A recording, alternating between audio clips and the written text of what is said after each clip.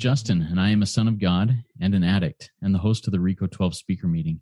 And thanks to my God, the steps, and the fellowship of other addicts, I'm living the relative happy, joyous, and free life that is promised to those living in recovery, and have been very active in the rooms of recovery since September of 2013. Welcome to the 115th meeting of RECO12. RECO12 is an organization with the mission of learning and sharing the similarities of addictions of all kinds and gaining and sharing tools and hope from others who are trudging this road. We are an open meeting for all, no matter your life experiences and background. And to learn more about RECO12, please go to www.reco12.com. That's RECO12.com to learn more. RECO12 is a self-supporting service, and we appreciate your help in keeping us working our 12th step in this matter. I will put the information and links in the chat and in the show notes of the podcast if you wish to contribute to this cause. We look forward each week to receiving from the light reflected from our speakers from their higher power. That light inspires hope, meaning, worth, and growth in us, the listening audience. Now I'm going to introduce today's speakers, Andrew and Sara from Poland, whose topic will be intimacy in relationships, creating something out of nothing.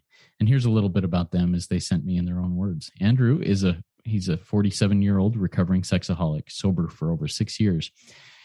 He joined SA Fellowship over 11 years ago. His primary fellowship is Sexaholics Anonymous, and he has a sponsor and a few sponsees. And he's also worked the steps in CODA, a codependency program. He's also clean from drugs for over 23 years. Recently, he started to do part-time work as an addiction therapist in a small clinic that specializes in sex addiction. And in recovery, he's found God and God's guidance. And thanks to his grace, he has been married for more than 2 years to his lovely wife, Sara, who he first met in SA. And he's living the life he never expected to be possible for him. And then here's a little about Sara. Sara is a 30-year-old recovering sex addict, sober from lust, thanks to God's grace, for more than 4.5 years. She's worked the 12-step program with a sponsor and served as a sponsor to other female sex addicts in her fellowship. Since she's married to another recovering sex addict, she's also part of the S-Anon Fellowship, which helps her to address the patterns of codependency and heal from them as well. And when she first joined the SA Fellowship, she was a broken woman and felt like her life was over. She reached her lowest low and didn't expect that there'd be any decent life possible after that. But God, in his goodness, made her recover rapidly, and soon after gave her her wonderful husband and best friend, Andrew. They have their highs and their lows, but mutual faith in the 12-step principles keep them close and make their marriage flourish. Andrew and Sara, I'm excited to hear from you again. Take it away. The floor is yours. Hi. Hi, Justin, and hi, everybody. We are so happy to be here, and just a small addition to our bio. That it's already been like half a year since we spoke. So we are married since already 3 years, which is like, yeah. Still not divorced. Still not divorced. Yeah, still together. Yeah. So shall I begin with a wrap up of our last? Just a little bit of the story that we already spoke in previous episode. We've met in SA, which wasn't our intention, but that's not why we get into recovery. But it happened, and I was 2 years sober. Sara was 1 year sober, and we started something called sober dating, which is great. Which was challenging, and through let's say 9 months period until our marriage, and it kind of built our strength as marriage. I would say that we learned that we can lean on each other, that we can trust each other, that we certain principles that we agree on, that we will hold it, we will kind of stick to it. And then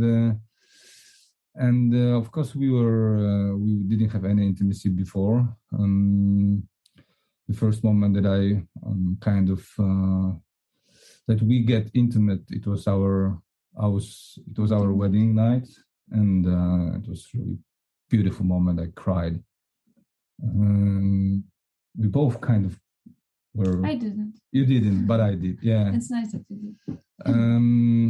Actually, I realized that this is the first moment in my life when I came to fulfillment in a sexual way with somebody that I in love with, because those two spheres before was separate, just absolutely separate. I never experienced this. What I learned is a normal sexual life. I never experienced this kind of connection where love is connected with sexual act, and it was great. We kind of were crazy for this few, like, I don't know, week or two. Yeah, it was very. Our honeymoon was like 1 week, and after that, back to reality. And yes, that's when challenges started to occur. Yeah. Because on the wedding night we were both like ecstatic and so happy and grateful to God and we both felt like it was worth waiting, and that God didn't trick us and it wasn't going to be horrible. Yeah, it was a miracle. Some people were like scaring us, so you don't want to try each other out. That's an awful expression, but you know what I mean. So we were really, really happy, and we went for this short honeymoon in Polish lakes, and we stayed there for like 6 or 7 days, and it was beautiful time of intimate connection, a lot of sex and great walks, and after that we went back home. It was also quite shocking to, like, in 1 minute go from being almost like friends to being lovers, to being roommates, to having a mutual dog, and responsibilities. It was all like very overwhelming and shocking in a way, but also like beautifully, if I may interrupt you, just for there is one sentence that I've heard so many times from my friends who were kind of living together for a couple of years and then getting married or not getting married, and they were all saying, like, why should I get married? It will change nothing. And in our case, I could tell that it changed everything between us, and it was beautiful, meaningful, and this week was kind of like we were kind of drunk in a good way, because of our happiness. Yeah. Yes, and it felt like we got to know one another just then, and after that we went back home and back to routine. I wasn't working back then. I think I had like a pause in my professional life, but Radek was working quite a lot, and a challenge started to build up. This meeting is about intimacy, so we're going to focus on that because obviously there were lots of different issues. But when it comes to this one, what I found quite shocking and surprising is that once we went back to reality, let's say, our sexual life slowed down big time. I mean, of course, I didn't expect us to, do it like 3 times a day if you have normal schedule and things like that. But it just kind of disappeared. It froze. It froze. And I felt it like on an energetic level. I just felt like something was off, and that was extremely hurtful and a little bit scary. I just didn't know what was going on. And I didn't have an explanation, so I just started to think, like, I don't know, maybe he doesn't find me attractive anymore, like after a week, I don't know, or he didn't enjoy sex, but I find it difficult to believe, like I don't know. And I had in the back of my mind this thought that maybe it overwhelmed him due to long period of abstinence. Yeah. But there wasn't much communication between us going on, and I think Andrew, that you probably didn't know yourself what was going on. Yeah, but right? Kind of like maybe we can go like on this short terms because it will be more difficult for me to come back. And at that time, I got scared. I got scared because I had in my mind like this image that like too much fun is no good. Like too much fun can lead me to addiction. And then, fears, I let them speak in my head too much. I mean, of course, I was like surrendering them on meetings and so on, but it was a part of me that say, okay, I trust these fears for some reason. I don't know.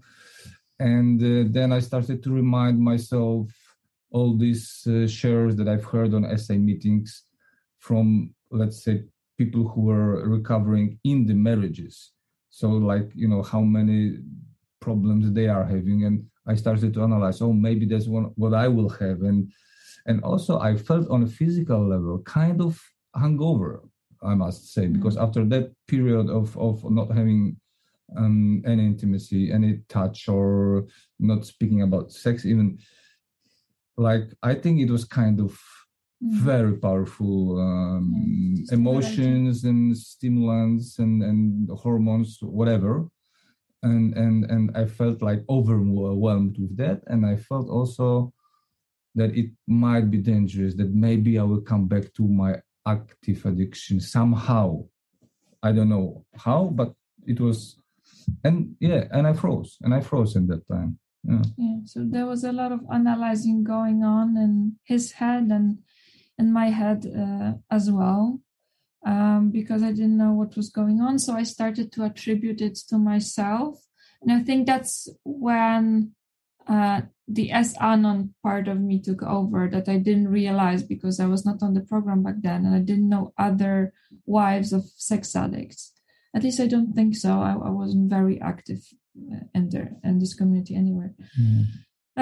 So I felt very overwhelmed, very lost. And my self-esteem started to go like this. I started to feel extremely alone and nervous, like anxious. And I started to become a little bit obsessive about our sex life and just like being pushy or controlling and like asking questions or like offering to be intimate like every day or like very often. And I was really fixated on that to the point when I stopped being in touch with myself. I think I stopped taking care of my needs and like, all different sorts of life. And now from today perspective, I know that it was a massive codependency on my side which took over, and I didn't have the tools to like name it and then find solution. So our difficulties started to mount. There was a lot of conflict, a lot of tension on both sides, and it felt like we kind of reached a dead end. Yeah, so like, let's say this intimate sphere kind of affected our emotional life and our emotional level of our relationship. And at the same time, I felt like, the moment that Sarah was describing, I felt like I'm not accepted. Because who I am, because I don't have this I don't have this need to have sex, let's say, as often as it was expected out of me. So I felt like kind of not accepted, and it closed me. It closed me even more, and at some point. I got to the moment where I said, okay, like I want to quit our sexual life. Let's get what it's called white marriage. Yeah, white marriage, or sobriety, marriage sobriety, or whatever it's called. Yeah, I kind of offered at some point. Like, okay. And I'm so happy that she didn't agree.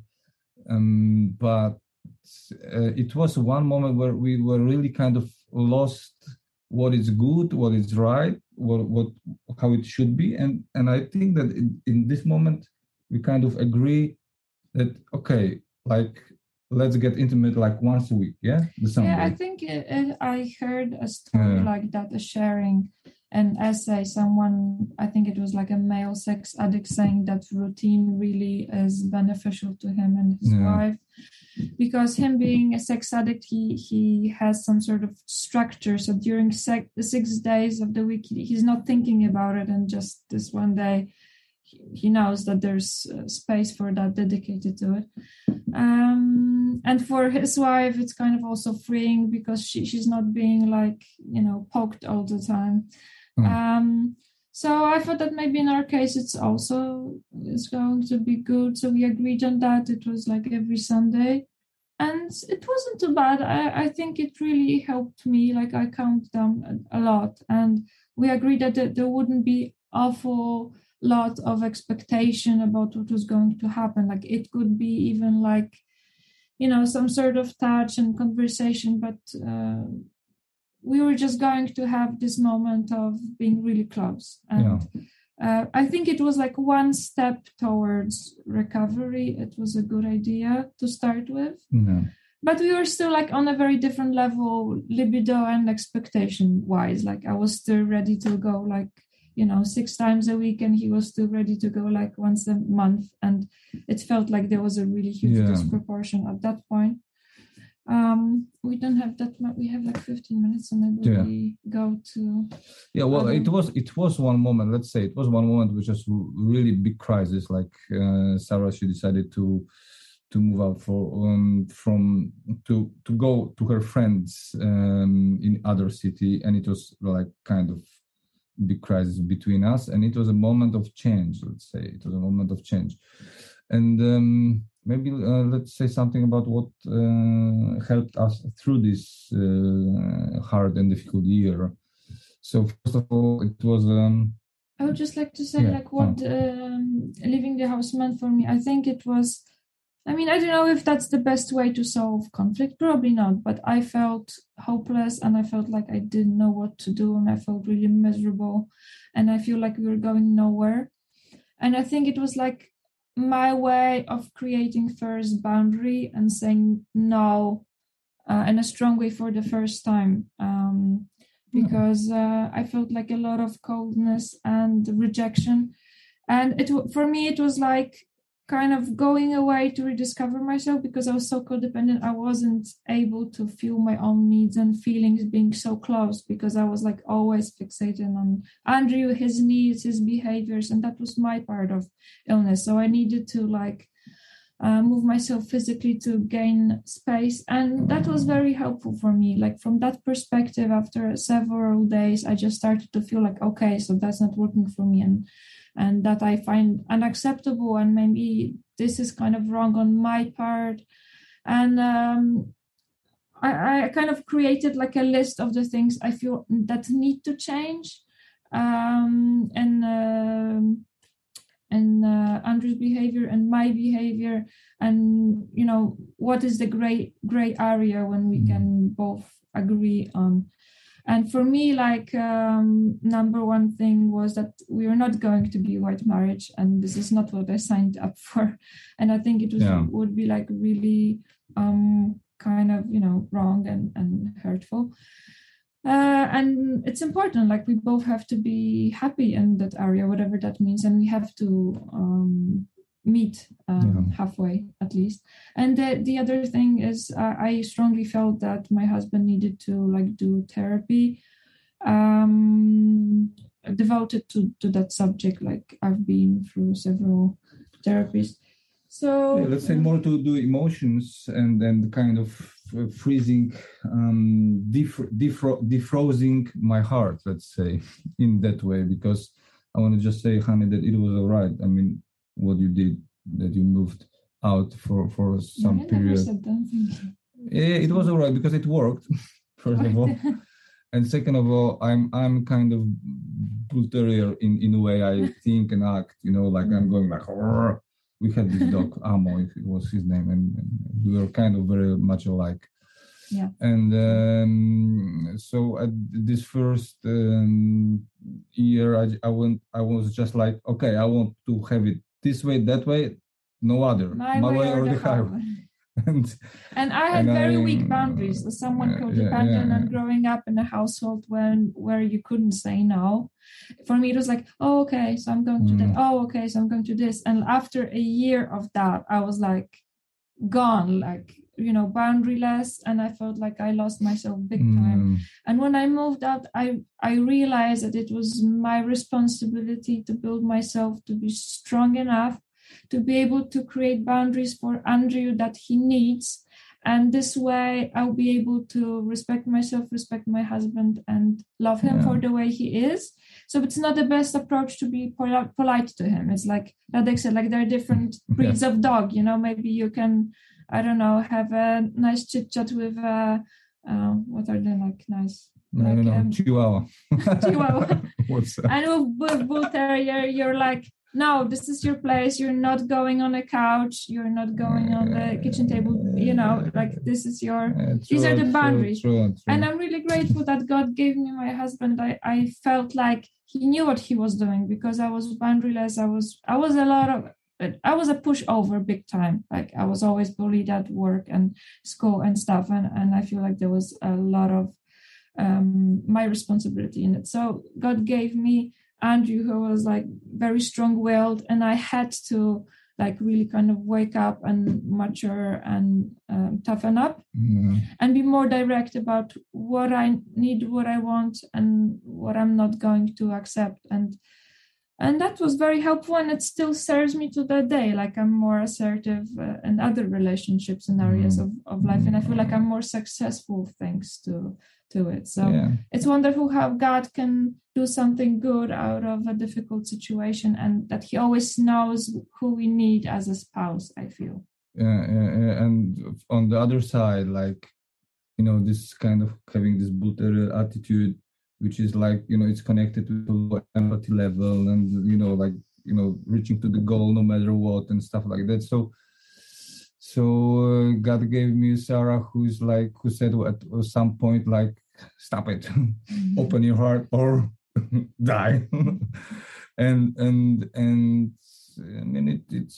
it's true. That's why I went to the therapy and I decided, right, this is something to look into, like, and that's where the second chapter begins, like our second year. Yeah. So I would just like to say, like, if I dare to give anyone any advice, I would just say, don't give up.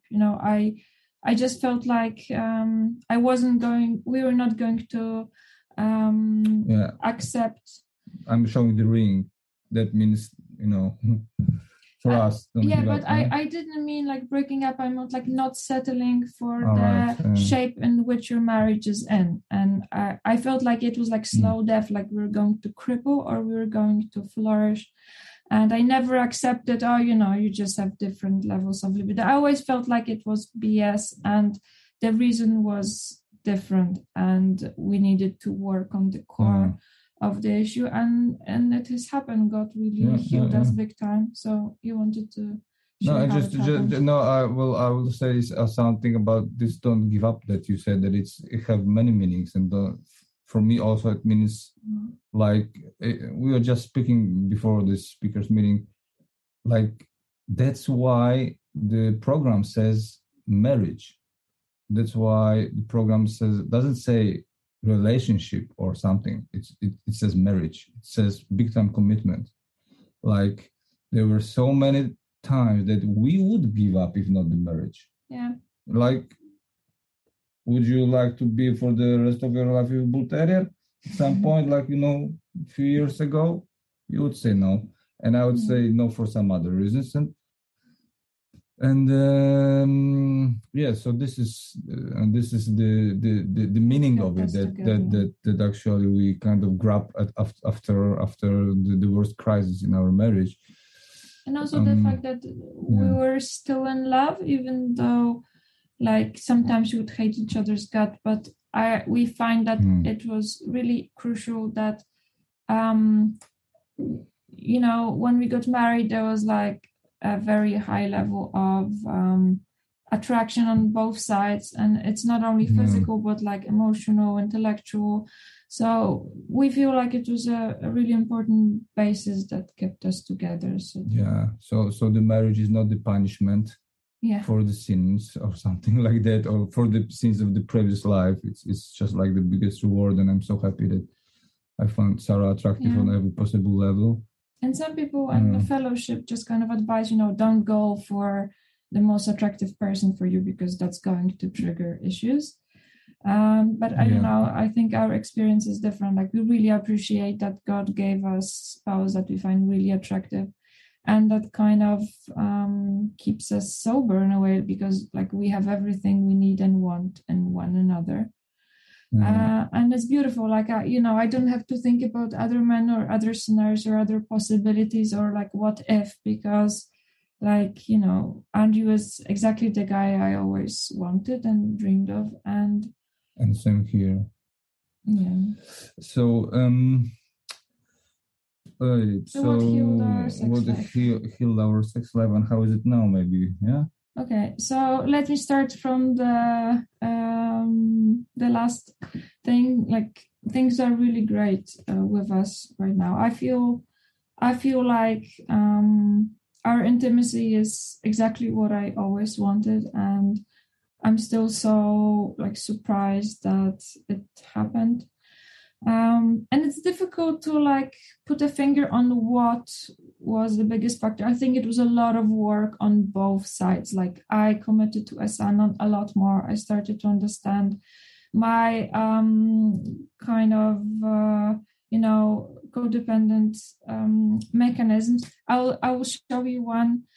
I will share one thing with you, which I think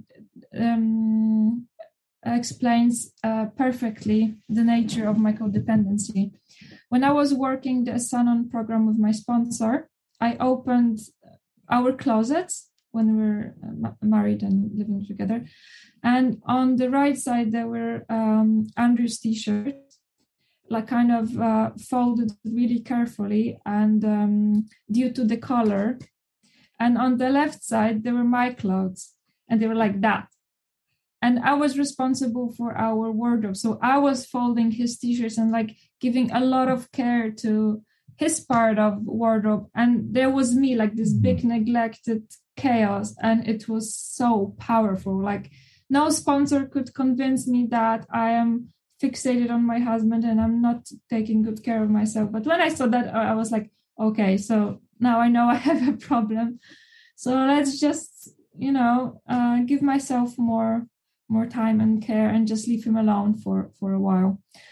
So I think that kind of created more space for you as well. And I stopped being so obsessed with our sex life. I started to have more acceptance. And also what was really important, I saw what Esanon says that our issue is only feeling attractive when we are desired. So I understood that this is not the same thing, that my husband may be truthful and he says he does find me attractive, but at the same time not feel like having sex that day or for a longer period of time due to some of his issues or needs or wants on our health and so on. So that helped because like I didn't put that heavy burden on you as well to like prove me that you find me desirable, right? Yeah. And once I felt accepted, I suddenly, start to think about Sara's needs and kind of like notice her much more and like I started to open my heart and trust that I won't be hurted or like in some way, and it created the space where I like each day I started to be more attracted to her in every possible way, and like then to the moment where I start now like I just went a few days ago to do some job in the countryside when I was supposed to stay for like a week or something, and I after 3 days I said, okay, I'm coming back because I want to see her. I want to see my our daughter, And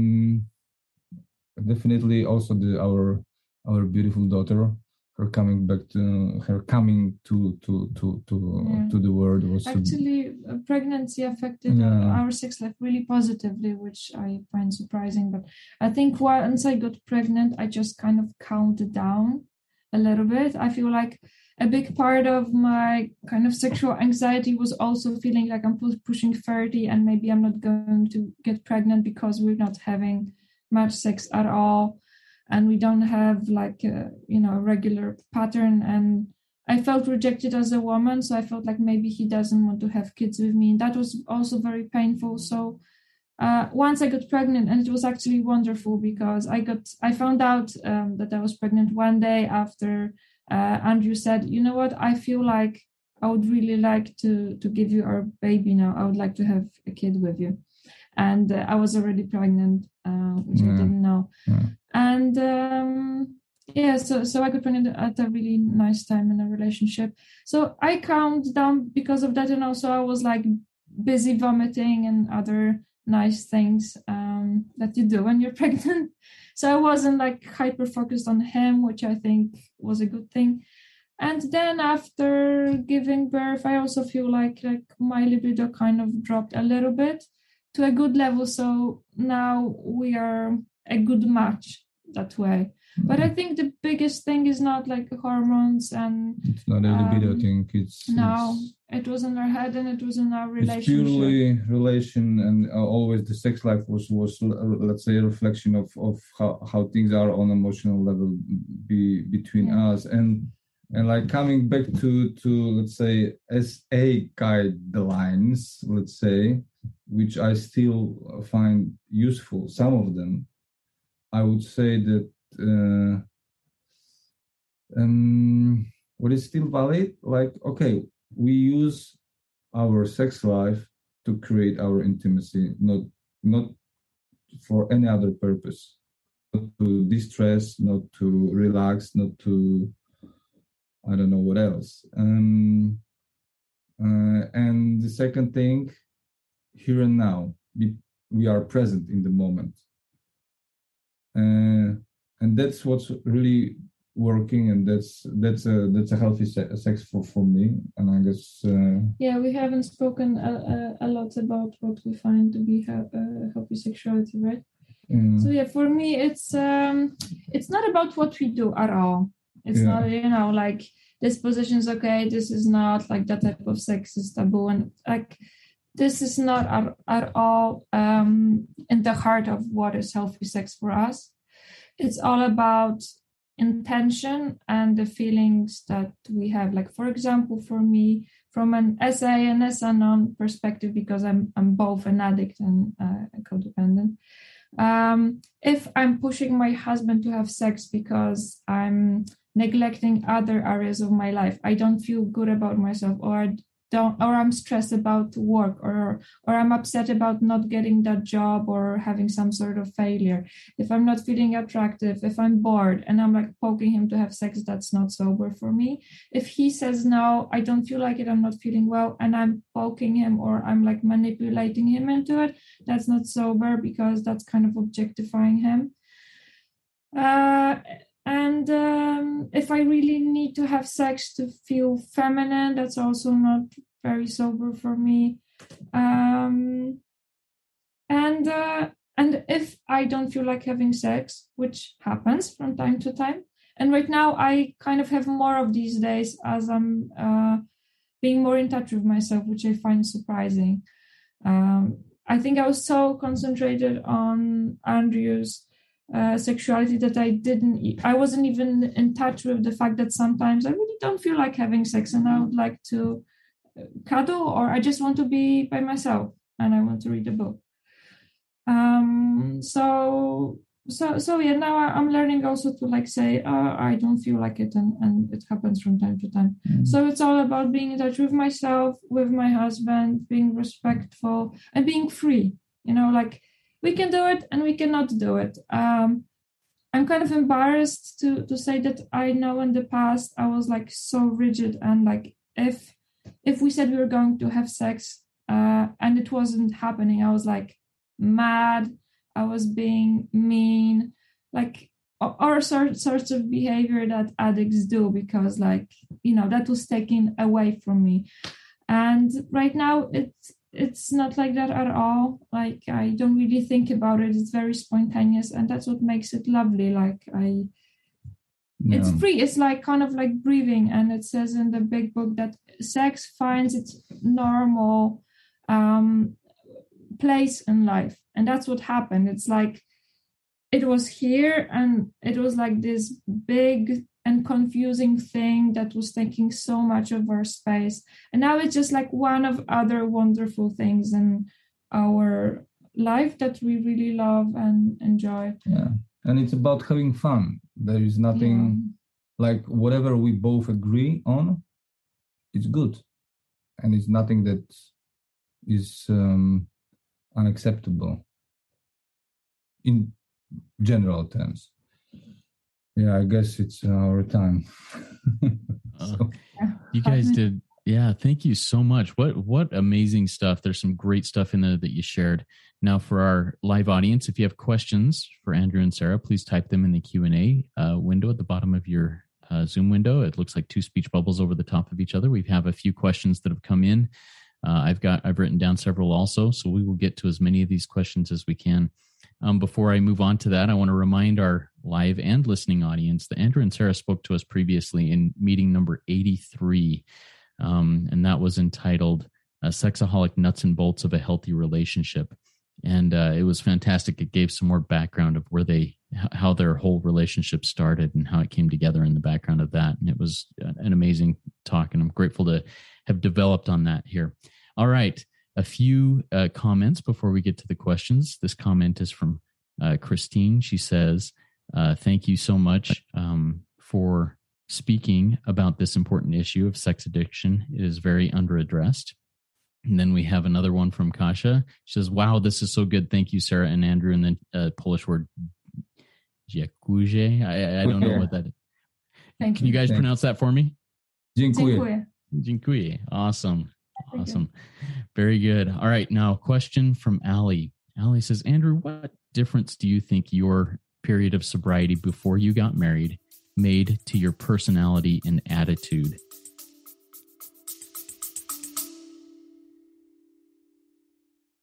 Stress and trauma happen inside of the body, which means we can heal them through the body. My name is Luis Mojica. I'm a somatic therapist, nutritionist, and host of the Holistic Life Navigation podcast. Join me each week as I teach you how to release stress and trauma through listening to your body, using nutrition, somatic experiencing, and other holistic practices. You can listen at the Holistic Life Navigation podcast or at holisticlifenavigation.com.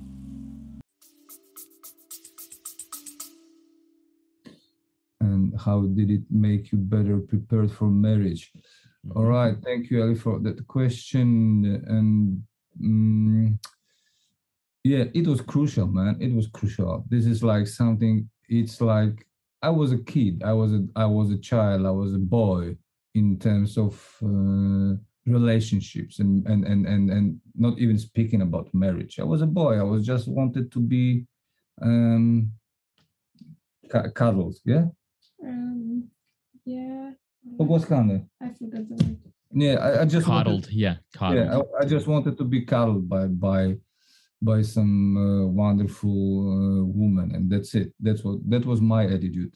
In the bottom of everything, of course, I wouldn't say it loud, and I had to become a man. So this year of sobriety and working the 12 step and going to my darkest, deepest fears and shitholes, sorry my French. So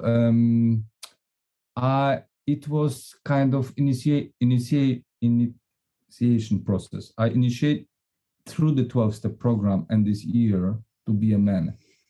And as a man, I can offer my woman support, emotional support, spiritual support. I can offer kind of stable person, maybe not 100% stable, but let's say 80 something. and it changed. And it was this year. I needed this year for that, man, to become a mature man, to become somebody that my woman can lean on, can rely on, can that can be partner to a partner.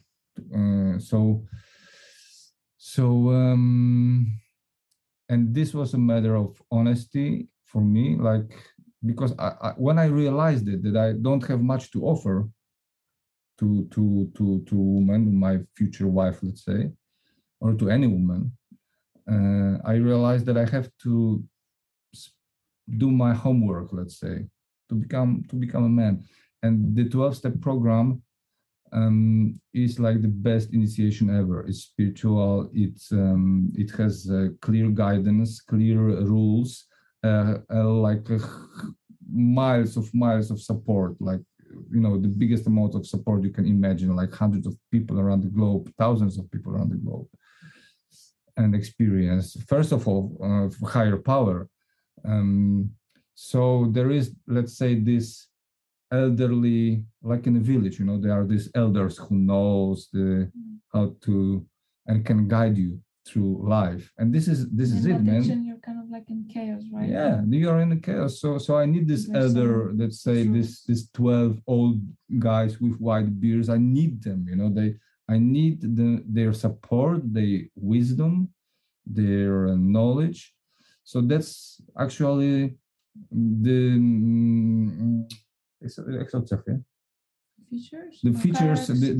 the characteristics of every initiation process that you can even find in a tribal communities around the globe. So you have to go to the dark forest by yourself under supervision of the elders to reach spiritual awakening and be mature. So yeah, that's what this 1 year meant to me. Oh, very good. Sara, do you have a comment on that too? Oh yeah, thank you. I know the question was not for me, but I would love to comment. What is really healing for me in SA, it's kind of not that obvious, but I realized that a couple of years later on, when I found out that I had Asperger's, so I was like on the spectrum of autism, and that was the cause of a lot of my painful, unhealthy relationships and a lot of different situations in my life, because I didn't know the social rules. And I didn't know what was safe and what was unsafe. So sometimes I would put myself in a situation where, I would like find someone's apartment and be really vulnerable because I thought that, someone was just being nice to me. It was that level of kind of social blindness. And it's really dangerous on girls who are autistic and don't know they are, because I didn't know that. So SA was, I joined SA when I was really, really lost. And when I had lots of bad, painful experiences. And I realized that I don't know how you build a relationship. I just don't know how you do it. It's like, I know how to say hi, and I know how to go to bed with someone or like ask deep questions, and I don't know what's in between. That's, I guess, this like autistic black and white situation. So I just didn't know the steps in between. And SA gave that to me. So it was like not an obvious solution for my other issue. And so when I joined SA, I had a sponsor who would like tell me, go right, go left, don't go there, that's dangerous. And I was like, oh, okay. And Andrew said, when we started dating, we were in touch, both of us, with our sponsors, and they both advised us to meet, to date with other people around in like a group setting. And I thought, that's interesting. That never occurred to me, that it's a good thing to like meet your date and see how they blend in and their setting, like, how they joke, how they behave, are they being nice to other people or their family. So SA really taught me how to get to know someone before you jump into like deep waters. And that was extremely healing, soothing. And for the first time in my life, I felt safe in the relationship, because I felt like someone was kind of guiding me and watching my steps, and I wasn't going to burn myself. We can't hear you, Justin. I think you. Oops. Thank you both. Thank you. Forgot to take myself off mute. Thank you both for sharing that. There was some good information in both of your shares on that question. We have a few more questions that have come in. One of them is from Christine. Christine says, I have 33 years recovery from drugs, 31 from alcohol, and 10 years of Al-Anon. I am now seeing the importance of SA recovery. This is more or less my first SA meeting. Thank you. What would you suggest for learning and getting started with this program?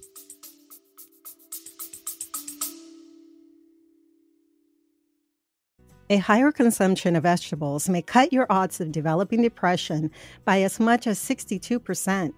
An American Cancer Society study found that women who sit for more than 6 hours a day have a 40% higher death rate.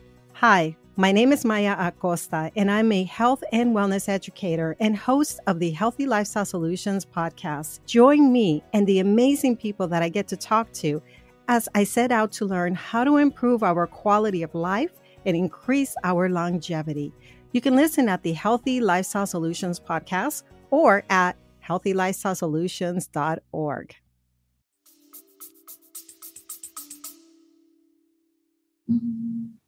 Getting started. I don't know. I think I'm not sure if I understand the question fully, but if the person who asked the question is like asking themselves question, is it my issue or is it not? There's like 10 questions that you get from White Book if you want to check whether you feel it's your problem or not. And when I joined, I answered a lot of yeses. So that gave me a hint that maybe there is something to it. And then I also like kind of Googled some sex addiction tests, and I was like through the roof. And then I just went to the first meeting. I was still skeptical. And when I saw these like, weird looking men, I was the only woman there. I just felt like, oh my goodness, where am I? This is crazy. But after I heard their stories, I knew that was the right place. So I think like if you know, it's just good to come and listen to sharings. And yeah, I mean, the what I remember from my first meetings is like two very contradictory feelings. First, I don't want to be there, and second, the truth was kind of sinking in, and I was like, oh my God.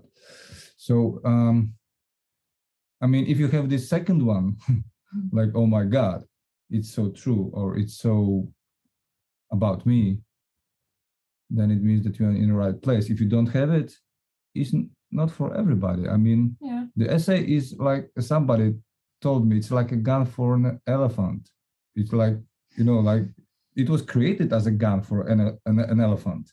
It's not a stick to kill a fly. It's a gun for an elephant. So, yeah. I think like if my situation were not hopeless, I probably wouldn't have joined. And it's probably the same about you. Yeah. And we don't regret it because we found one another. Beautiful. Thank you for sharing that. And yeah, I love the analogy. It's an elephant gun. It's a gun for an elephant, not a fly swatter to kill a fly. Good stuff. I have a question for you that I really want to hear your answer to. Sara, you talked about setting up boundaries and doing that. And I think that's really important. But what it sounds like that the boundaries helped heal and connect rather than divide. So often when a new boundary is set up by my wife or by somebody else in my life and they set it in place, it makes me feel like I'm being divided from that person. First, how do you go about doing that? And second, how, Andrew, do you take those boundaries and say, hey, this is a healthy thing without getting resentful about them? Thank you for that question, Justin. I don't think I'm a huge authority in sharing how to go nicely about it because I'm very blunt. I don't beat about the bush and my tongue is very sharp and often very unpleasant. So I think... And I hate it. Yes. And I'm working on it, but it's like, I don't know. It takes over. It's my nature. So, yeah, like I don't think I give it too much thought on how to... No, I can share about what helps me. I can share about what helps me. Okay. What helps me is when Sarah is saying something, I feel like this and that action of your action make me feel that way. That's what was helping me, because I can't discuss with feelings. And when she's like at the moment where emotions, and it's important to, when she does it in a moment where it's after the emotions, not in the certain situation, when the emotions are off, and when she is saying, okay, like I feel like this because you did that, and please, then I'm all right. Oh, yeah? And you know what helps me do that in a calm way? Doing it often. Like if I'm being assertive and I'm being mindful of my feelings and my boundaries and what I can and what I don't want to do, then I'm able to express myself more calmly. But when I used to neglect myself big time and like kind of lie to myself that I'm okay with certain things, or I just felt like, okay, I just like don't feel like discussing it again, like here we go again, so I'll just ignore it. Then I would like have these angry outbursts because it was too much and I had all that anger, stuffed. So I think the more in touch you're with yourself, the more you're able to share it gently. And also, taking responsibility for my part, because sometimes it was not only setting a boundary, but like giving judgment on top of it and like blaming Andrew for some things. And usually it's like partly his responsibility, partly mine. Yeah, definitely judgment and blaming is making me resentful, like in 1 second, like it's mine and it blows. No, I still do it from time to time. But sure, of course we do. You live and learn. Thank you so much for sharing that. And I appreciate the honesty and hey, you live and learn. We're trying to work through this still. Good stuff. I have several questions that came in under one post, but I'm gonna focus on a couple of them. This is from an anonymous attendee. So looking back at your dating life, is there anything you would have done differently is the first part of that. And then the second part of that, what roles do your sponsors play in your relationship now? Dating with one another, right? Would we do something differently? Would you? Hang on. I wouldn't. I mean, sometimes I thought maybe we should have discussed sex more, but I don't think so. I don't think you can talk through it. You just have to live it and see what works. I don't know. Maybe I would focus more on grounding myself and working as anon already back then. Oh, I think I did actually before our wedding, just a little bit. So maybe I would work more on my anon. That's the only thing. But in general, I think we did pretty good. Like we devoted these 9 months to really talk about important issues, values, future goals, finances, how we want to raise our kids, denomination. And we came from 2 different denominations. So I was also in the process of like finding out whether I want to convert or not. And I got answers to that. So I think we didn't waste any time. Yeah, we did it well. And I wouldn't change a thing except maybe one that I would propose sooner. He proposed after like a month and a half or something like that. So I don't know if I would have accepted a bit earlier. I think that was like bottom line.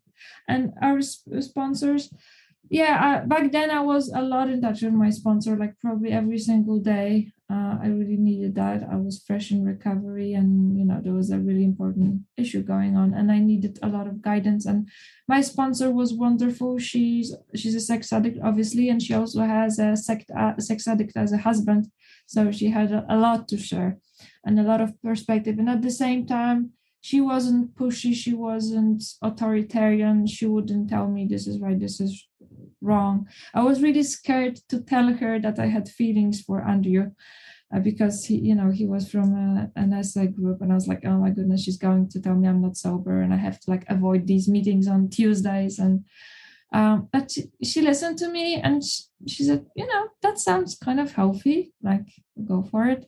You just have to find out. So I really appreciated her for that amount of trust in me and freedom. And right now, to be honest, we are in touch once a month, which I know is really rare. I've been sober for 5 years now. And to be honest, I don't feel like lust is a big issue for me. I struggle with my flaws of character, with codependency. I feel like that's the biggest issue right now. And I do have a sponsor in Esanon. So I'm working more on that. But when it comes to sex addiction, I don't really feel that.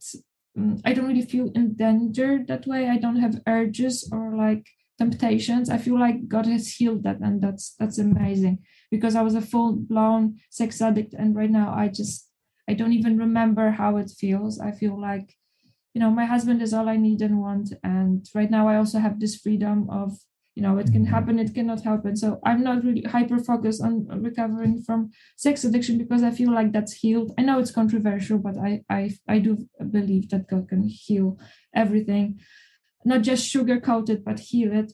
But I'm still very much codependent, so I do need to work on that. And for me, the biggest issue at the moment is the same. It's codependency, but it's like adult kids of alcoholics. Yeah, that's the issue for me at the moment.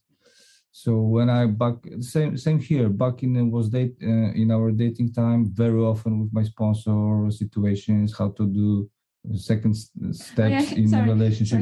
His question, when I told him that I found him interesting because I started the conversation, I was really sweaty and shaky. He was like, okay, thank you. Have you spoken about it to your sponsor? Yeah, true.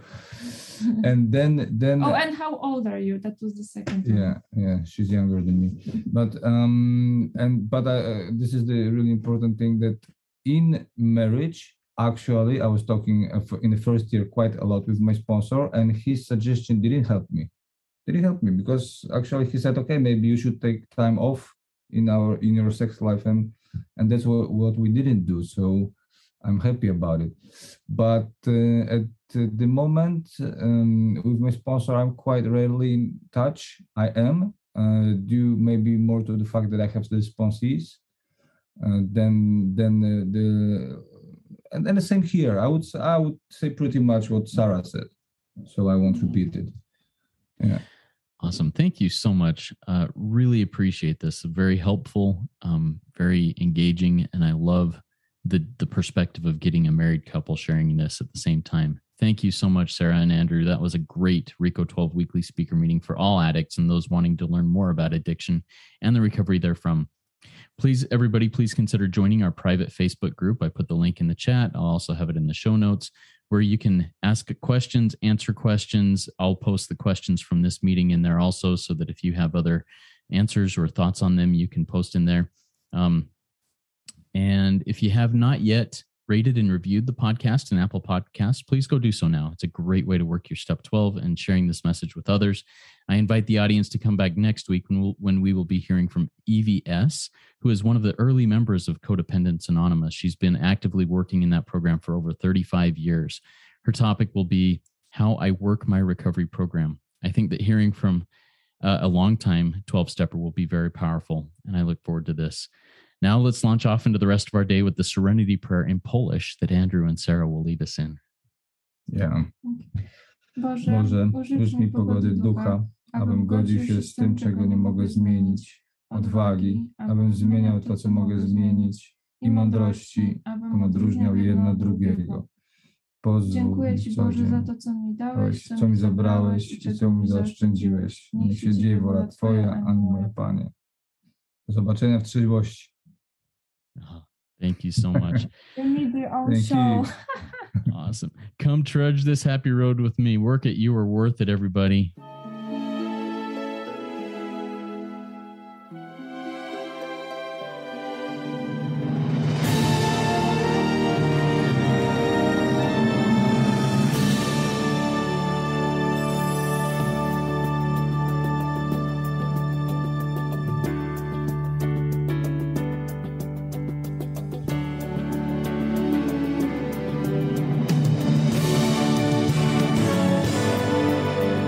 Standing still a moment, carving out this time, reflecting on the landscape of this life of mine. Peaks too high to conquer, streams too wide to cross, troughs too deep to walk through without incurring loss. Yet here I am, still standing tall, despite the rough terrain. One like me survived the storms and walked through wind and rain. Still standing, I will fight the good fight, still searching for a glimmer